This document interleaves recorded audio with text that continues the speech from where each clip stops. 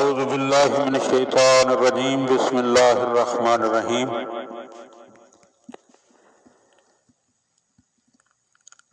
مولا کائنات حضرت امیر المومنین علی ابن ابی طالب علیہ السلام کے فرامین کا سلسلہ اور نہج البلاغہ کے تیسرے باب کا 266 نمبر فرمان۔ حضرت امیر المومنین علی ابن ابی طالب علیہ السلام سے کسی شخص نے سوال کیا کہ ایمان کی تعریف کیا ہے؟ فقال علیہ السلام، تو پس آپ علیہ السلام نے ارشاد فرمایا، اذا کان الغد فأتنی، آپ نے فرمایا کہ کل میرے پاس آنا، حتی اخبرک علی اسماء الناس،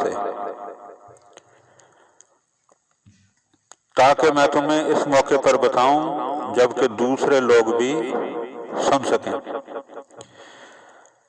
فَإِن نَسِيتَ مَقَالَتِي حَافِظَهَا، اور اگر تم میری بات سن کر بھول جاؤ تو پھر کیا ہوگا؟ دوسرے لوگ تمہیں یاد کروائیں گے۔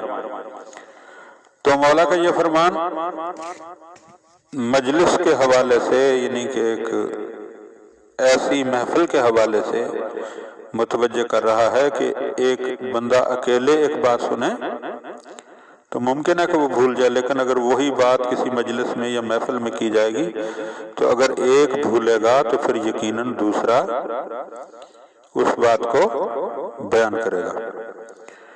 تو سید رضی کہتے ہیں کہ آپ نے اس آدمی کو جو جواب دیا تھا اس کا ذکر ہم اس سے پہلے اسی باب میں کر چکے ہیں، اور وہ ہے آپ کا ارشاد الایمان علی اربع شعب، کہ ایمان کے 4 شعبے ہیں۔ اور یہ فرمان جو ہے مولا علی علیہ السلام کے اسی باب میں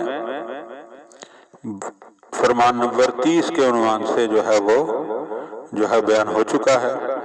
تو مومنین اس کی طرف رجوع کر سکتے ہیں کہ مولا نے کس انداز میں جو ہے وہ ایمان کی تشریح فرمائی ہے کہ ایمان کے 4 شعبے ہیں، اور آگے پھر ان میں سے ہر ایک جو ہے وہ 4 شعبے جو ہے وہ رکھتا ہے۔ تو مولا ہمیں ان باتوں کو سمجھنے، سیکھنے اور پھر ان پر عمل کرنے کی توفیق عطا فرمائے۔ اللہم صلی علی محمد و آل محمد وعجل فرجہ۔